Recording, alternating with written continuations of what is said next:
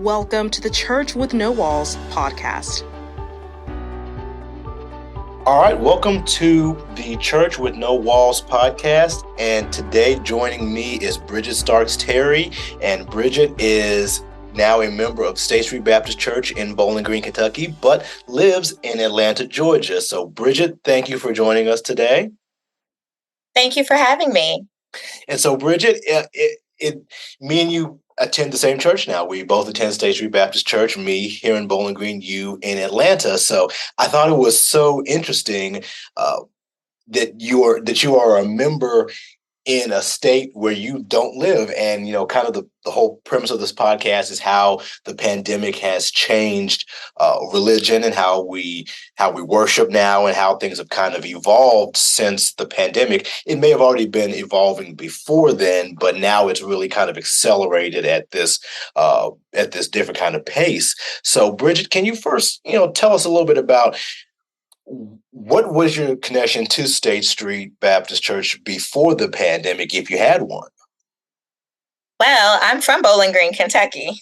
So I attended State Street Baptist Church practically my entire life. My grandmother is a member. My whole entire family is a member there. I'm a Starks. So my Uncle Jackie is an usher now there. So I grew up in State Street. Miss Butts was my 4th grade teacher and my 10th grade teacher. I have always been involved with State Street, but on my mom's side, I grew up Methodist. So I attended Loving Union CME Church when I was younger, and I was actually baptized there. But when I was baptized, of course, they don't submerge, they sprinkle. So that kind of was an issue with me joining State Street. But like I said, I've grown up in State Street. I went through children's church and everything there. Then I went to college. And I guess after I lived in Louisville for about 8 years, and I attended St. Stephen's there. And then when I moved to Atlanta, I attended Elizabeth Baptist Church. It just didn't give me the home feeling that I get when I'm at State Street. It wasn't personable. I didn't feel a connection. Like when I go home, or even tuning in, I feel that connection. I see those people in the audience that I've known my entire life.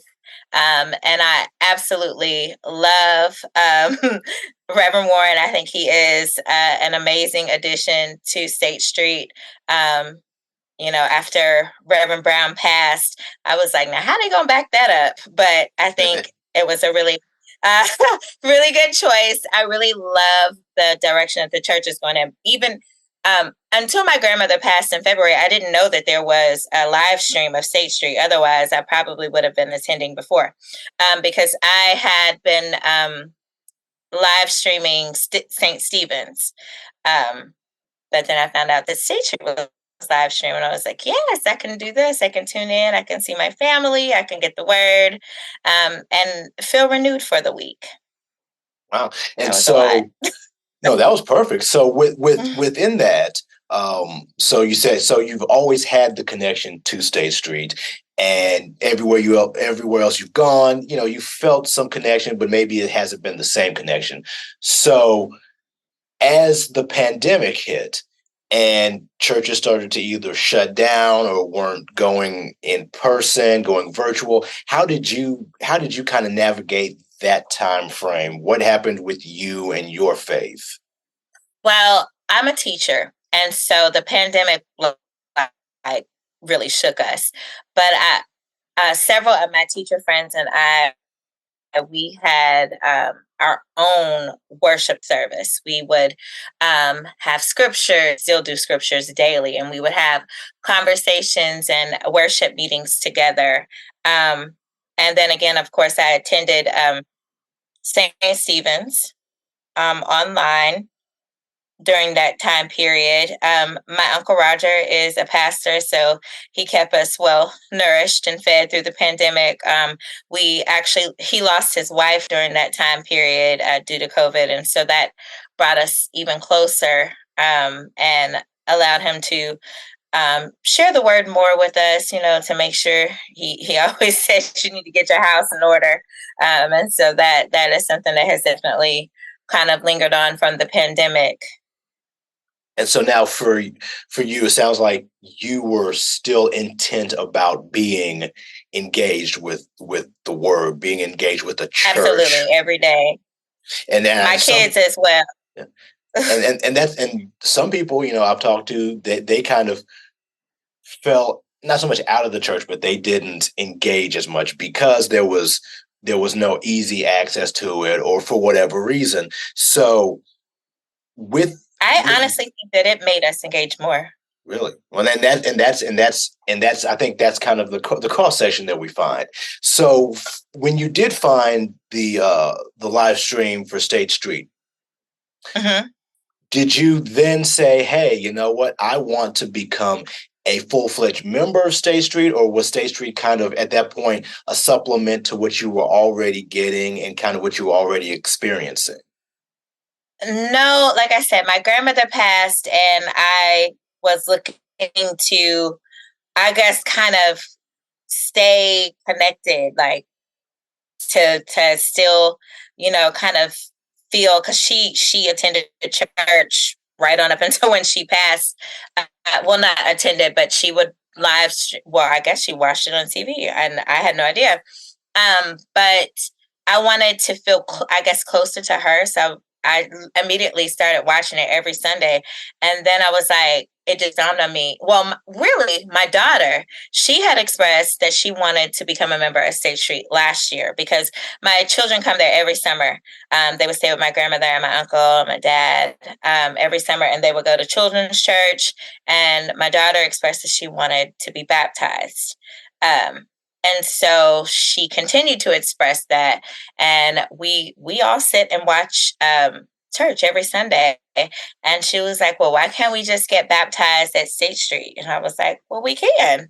And so I guess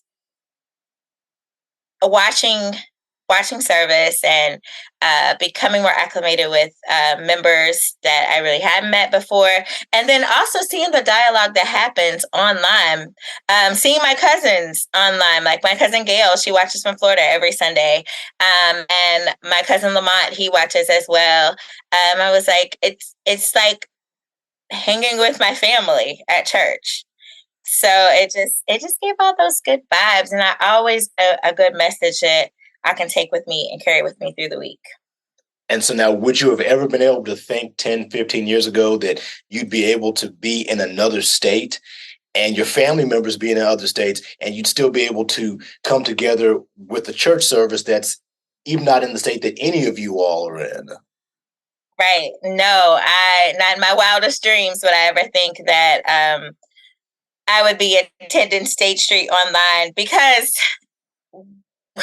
most of my friends are from Atlanta or bigger cities, New York. And when I tell them about my church in my city, they're just like, y'all so country. Y'all so country. So for that, it's like, for us to have elevated to where we are now, it's amazing. I'm so glad to be a part of it. I definitely, want to continue to help State Street grow, because I know that there's more people out in Streamland that would benefit and connect with State Street.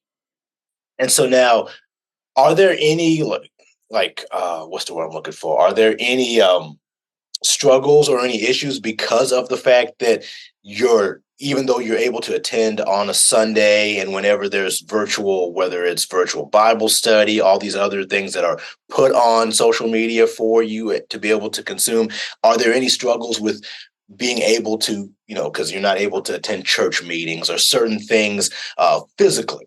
Is there any type of, well, man, that's kind of something I wish that we could be able to do, but because we are a few states away, we're not able to? Well, the thing about it is, normally there's information is put out, well in advance that I can, attend. For example, Greek Sunday, I was like, we got to be there. So I knew well in advance because I had to represent for the Zetas because, I didn't know if anybody was going to make it. I had to represent, let it be known. But anyway, yeah, I knew well in advance. And so I was like, okay, well, we'll just plan to be there that weekend. So I do think that information is given in advance so that I can make a decision of whether or not we can attend. Because, we're only 4 hours away. It's not that big a deal as far as traveling. If it's something that I feel it's important, if I can travel to Vegas to see John Legend, I can come home to church. So, yeah. And so, and I'll go back to a point you made earlier. You said that your daughter was kind of the one who initiated, can we join State Street? She did. Because of, her being younger, what does this kind of world of being able to, whether it's a church that your family has grown up in for years or any other, let's say she decides in, 20 years she wants to be a member of a church in California, but she still is based in Atlanta. How do you feel like this open world of being able to attend church virtually changes things? Well, I think it gives you the opportunity and choices to worship where you'd like, where you feel most comfortable, where you feel like you're getting fed. And I love that for her. I love that she has that opportunity to tune in from wherever she is. It's not like, oh, I'm at my friend's house and they don't go to church at all, but I can still get what I need. So I love that for her. I love that she has that opportunity. And she does too. She likes to be able to tune in, and my son does too. He even leaves the game. Mom, is church on? I'm like, yeah, come over to the living room. Yeah, so it's good. It's like there's no pressure with virtual. You don't have to dress a certain way. You don't have to, look a certain way. Literally, we're all sitting in front of the TV at home, and we're able to get what we need, as well as to feel like we are at home. I think that's really the biggest thing. It's really our connection to home, our connection to family, to staying in the know. Atlanta is so fast paced and so busy, and nobody can worry about anyone. But for that moment in time, it's just like, these are our people. This is the word that we're getting today, and we're able to, rejoice and have a good time with people that we love. So. And so do you guys also watch other services from other churches, kind of partake in, and just kind of, hey, I want to see what another church does or what they're saying, their message. Do you do that as well? I've been there and kind of done that. We kind of shopped around before. Like I said, we went in person. We used to live in a small town called Griffin, Georgia. And that was probably the best church that we went to, because it was kind of small and it was family oriented. But it's like an hour away from where we live now. But we don't really attend any other virtual services. We pass scriptures daily. Me and my teacher friends do. Kamaya has a group of friends that she passes scriptures with. And on the way to school, Ryan gets his word in. We listen to a radio station that does a daily word, so he gets it there. Of course, listen to gospel music and things like that. But as far as any other streaming, no, we kind of gave those up, and we're really committed to being at State Street, making sure that, we're catching the services. And so now, do you know other friends or people that you're close to doing similar things, whether it's with a local church in Atlanta or a church far away? Are they kind of taking the same cues, or are they kind of going back to the actual physical spaces? So several of my teacher friends have young children, and so they are really thankful for the virtual option, because they have, like, my friend Kimberly, she has a 3-year-old, a 1-year-old, and a 2-month-old. So packing all those friends up to church, it's a struggle. So she tunes in virtually because of that. And then I have other friends that kind of switch off. They'll do virtual some Sundays, depending on like if they travel or things like that. And then sometimes they'll go in. And so now, but they do home churches here. Gotcha. And now, they do home churches like they're in Atlanta. Okay. And so now, do you feel like there's an argument that some people will make that by putting all your services online, it does one of two things. It can either water down religion and services because now it's almost like you're playing to an audience and you kind of have to take that into account. Or it can strengthen the church because it brings in people that maybe, like yourself, you can't be at home physically in Bowling Green, but you're able to join in, or it attracts new people. Do you think what do you think with those two different viewpoints? I think that it definitely builds the church. It gives a wider audience opportunity to attend. Some people don't feel comfortable coming into the church. There are a lot of stigmas surrounded by churches, and a lot of people just don't want to deal with that. But virtually, you have that opportunity to, receive the message how you want to receive it. And so I think that it's only building the church. It's only going to allow more opportunities for more people to be reached. Definitely don't think it's watering down anything, because whether I'm in the pew or I'm at home, I'm still receiving the message in the way that I'm supposed to receive it. So, no, I don't think it's watering it down. And I think it gives people more chances to praise the Lord. And I think because we're probably around the same age, and I think we can both attest to, it used to be the only time you saw church on TV, it was one of the big one of the big pastors that has like a mega church, or somebody who has a really small church. They just happen to be able to get on one of the channels and say, hey, we get 30 minutes on a Sunday and you get to watch this one local church service because they've got, now it kind of opens the door for anybody who's got a tablet, a phone, or anybody to have their church message out, whether it's viewed by 5 people or 500 or 5,000 people. It's kind of leveled the playing field, if you will. Absolutely. And so for you, what do you see this in your mind? What does this look like 10, 15 years from now? Is it kind of like this now where we're migrating to where we still have some virtual as well as brick and mortar churches? Do you see more of a migration to only virtual? What do you think it's going to look like? I don't think that it'll go to only virtual, because I still think we'll need to meet the needs of people that need in-person services. And then also, physical touch, being around people is necessary. So I don't think that going straight, like only virtual, will happen in the next 15 years, because I feel like we need to be able to assemble. There needs to be a place to assemble when we have the opportunity. Now, maybe it might be like, 2 Sundays virtual, 2 Sundays in person, possibly, or, just maybe like one in-person service a month and maybe virtual for the rest of it. I don't know, but I do think that in-person is necessary, and I don't think that it'll go away. And then, so I've been told that you're actually going to be working on our church newsletter.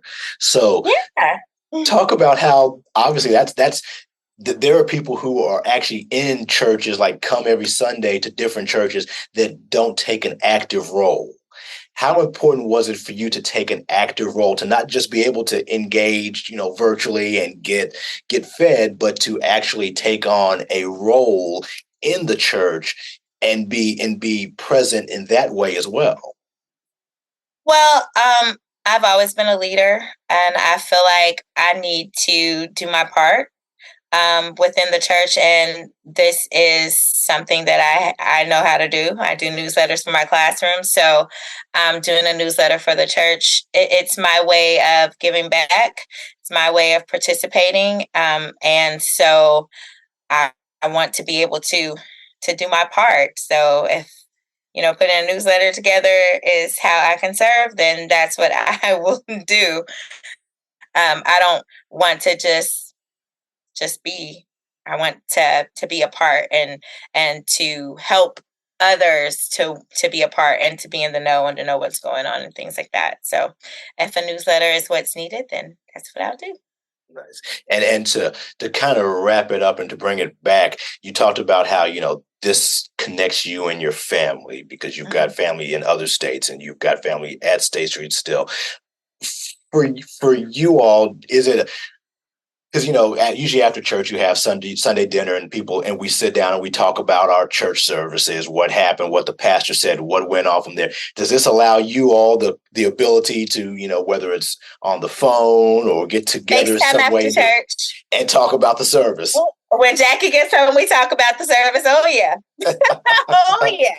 oh yeah. We get on FaceTime. My Uncle Sam's in Philadelphia. Yeah, he'll be on FaceTime, and then Jackie and me and the kids, we're all here talking about what happened at the service. Oh, so and so was there, and Jackie, what did you cook? And I want that when I come home. And yeah, we still do all that. Oh yeah. And what was the name of that song she was singing? All of that. We definitely debrief after church. Yeah, we practically, I talk to them every single day. But after church, it's like a group call. So it keeps what normally would happen, it keeps it going no matter how far you are. Oh yeah, no matter how far we are. What does she have on? Oh yeah, all of that. We still do it all. That's great. In the corner. Yeah. Yeah, all that. We still do it all. Nice. So yeah, it does help us to stay connected. It helps us to to feel more togetherness. When my grandmother passed, I was just like, wow, our family's going to fall apart. It's just going to be like, we'll never talk, like we'll never see each other. And honestly, I have seen them more since she passed than last year. I mean, like we are there all the time, all the time. So it's definitely brought us together more and allows us to, stay together and stay in conversation and stuff. So it's good. Yeah, I think that's probably the blessing of the whole thing. The fact that this allows for that connectivity that you wouldn't have if we weren't in this state or circumstance. And obviously now, luckily, we're able to get back out and travel and go. But because of this big shift, now it's a circumstance where you all can reconnect with each other and talk to each other and grow in the word together, as well as be able to just grow in life together, as opposed to falling by the wayside. Right. I'm definitely thankful for State Street Baptist Church keeping us together and allowing us to, still be a part and to be able to tune in every Sunday and see familiar faces and hear some good music and some good word. It's definitely keeping us together and keeping us connected. Awesome. Well, we've been talking with Bridgette Starks Terry, and it's been a pleasure, Bridgette. I appreciate your time. Of course, anytime. Thank you so much for the opportunity.